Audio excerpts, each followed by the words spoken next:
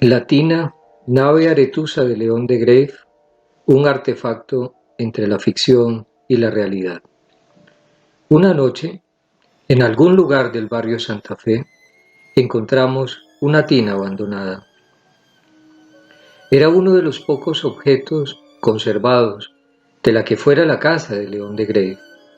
En la parte superior, manteniendo un raro equilibrio, había una caja de botellas del aguardiente que tanto le gustaba al maestro. Eso nos hizo sentir que tal vez él estaba por allí. Así que nos animamos a seguir buscando el tesoro de papeles, libros y discos que, según la leyenda urbana, podía estar guardado en ese sector. Algunos meses después, quisimos contar en un videoarte la historia del hallazgo de ese artefacto y de algunas cajas y costales. Así que alquilamos un parqueadero construido en donde había estado la casa del poeta, ya derrumbada totalmente hacía muchos años. El espacio lo necesitábamos vacío, solamente con la tina. Era un lunes festivo de octubre del 2014 y hubo un problema. Había un carro dejado allí desde el viernes anterior. No podíamos tocarlo. Su dueño podría estar desaparecido, emburundangado o muerto de la risa en alguna playa del Caribe. Sin embargo, ese incidente fue bastante afortunado. Por la manera como se dispuso la iluminación sobre la tina, se había transformado en una nave, situada en una pirámide. También nos dijo el administrador del sitio que ese número 33 que resaltaba en las paredes nunca antes lo había visto. Luego, leyendo y leyendo, encontré unas referencias de León de Grave aludiendo a que para adentrarse en las memorias y en el diario multitetradimensional piramidal de su mundo y de su vida, había que meterse en las pirámides. Las tres clásicas pirámides egipcias, como era de esperarse, y la pirámide mexicana de San Juan de Teotihuacán, según escribe el poeta. En muchas páginas aparecen referencias a la nave aparecida esa noche, identificándola como la nave Aretusa o Hiperaretusa. Y en las narraciones hay una noticia dominante, una y otra vez la nao Hiperetusa reposa de sus fatigas en abrigada caleta, oculta entre manglares. Y esta situación se da cuando la nao Hiperetusa anda mal de la carena, y entonces hay que carenarla. Es decir, reparar o componer el casco de la nave para que pueda volver a hacer sus fabulosos periplos. Y eso fue lo que comenzamos a hacer en el parqueadero del barrio Santa Fe, los artistas e investigadores lelos del siglo XXI, carenar la nave Aretusa. Y el concepto para recomponer lo que está roto o estropeado nos lo dio literalmente el propio León de Grave el 13 de mayo de 1960.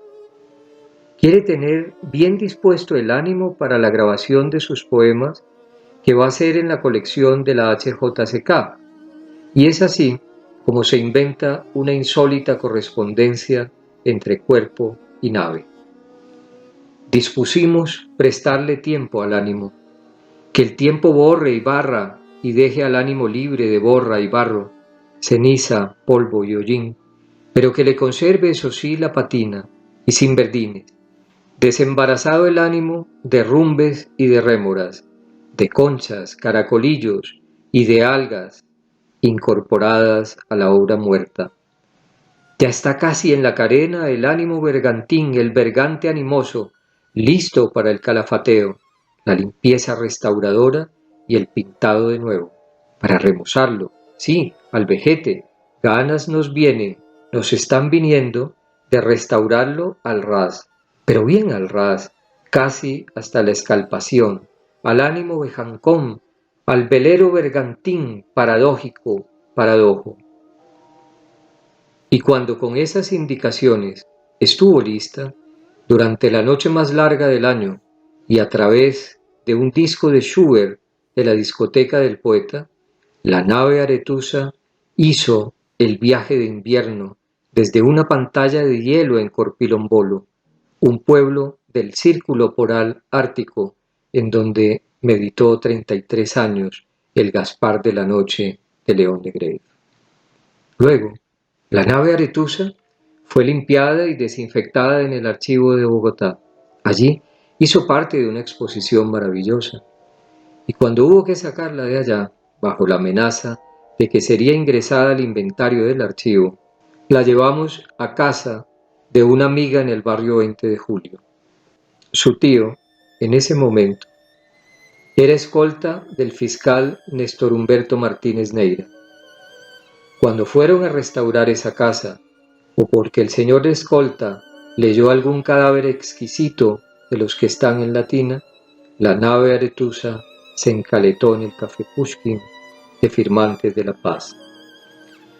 Ellos hacen un trabajo muy valioso de recuperación de nuestro patrimonio orgánico y de la seguridad alimentaria con campesinos de varias regiones del país, y como a los Firmantes de la Paz que no les han pegado un tiro en la cabeza, los quieren matar de hambre o desánimo, la alcaldía de la Candelaria los persigue en forma implacable, cerrando el Café Pushkin un día sí y otro no.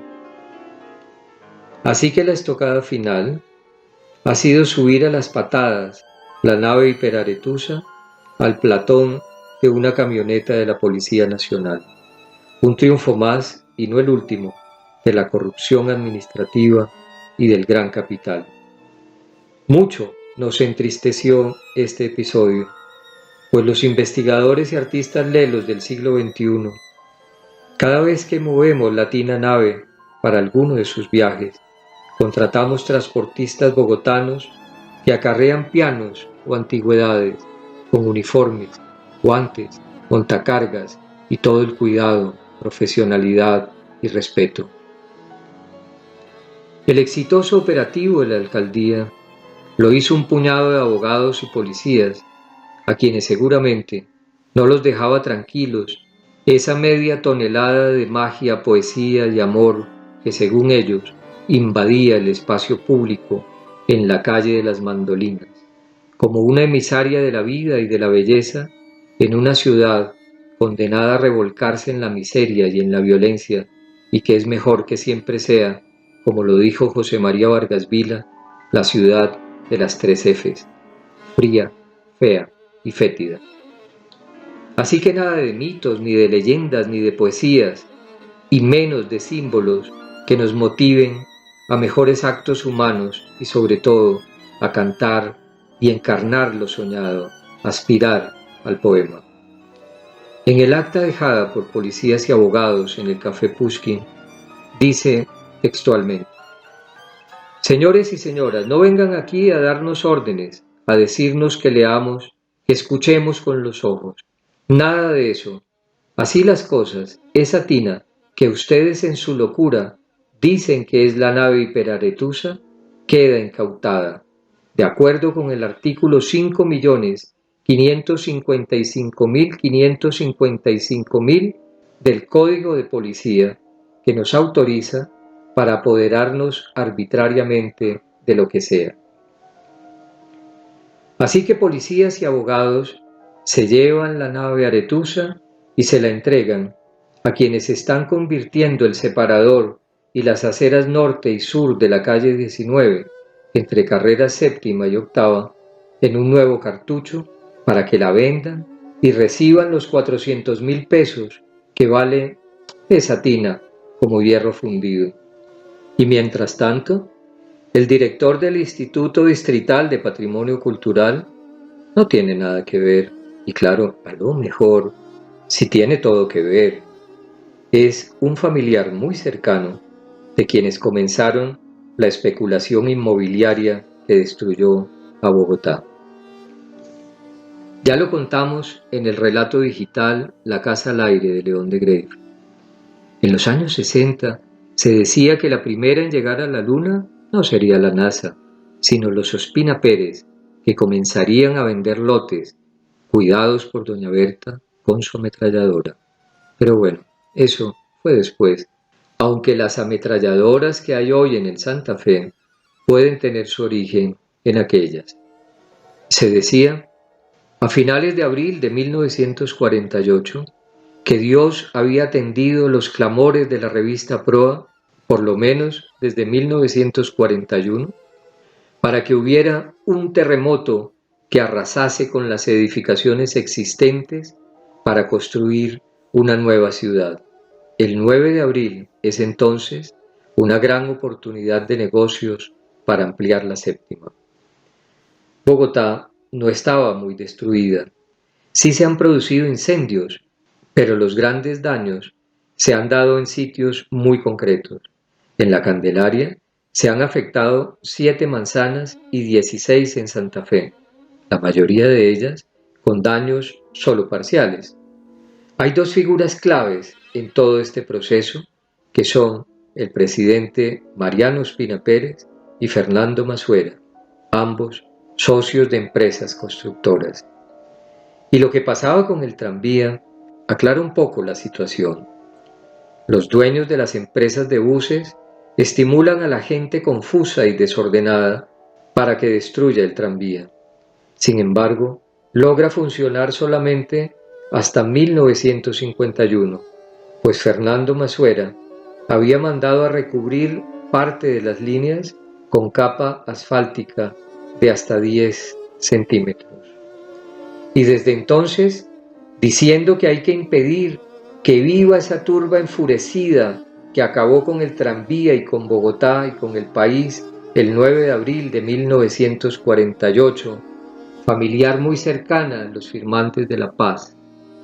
Pero mamola, aquí ha imperado la anomia, ausencia de ley y 1001 situaciones derivadas de la carencia de normas sociales o de su degradación. Antes del 9 de abril, por la radio se oían voces de expertos que sugerían priorizar los sistemas de transporte público y buscar en las ciudades la mejor manera de usar la infraestructura para áreas de trabajo y el suelo destinado a la vivienda. La historia la contaré después, con las noticias de cómo Aretusa, que no se dejó violar de Alseo, se sumergió en el río Bogotá.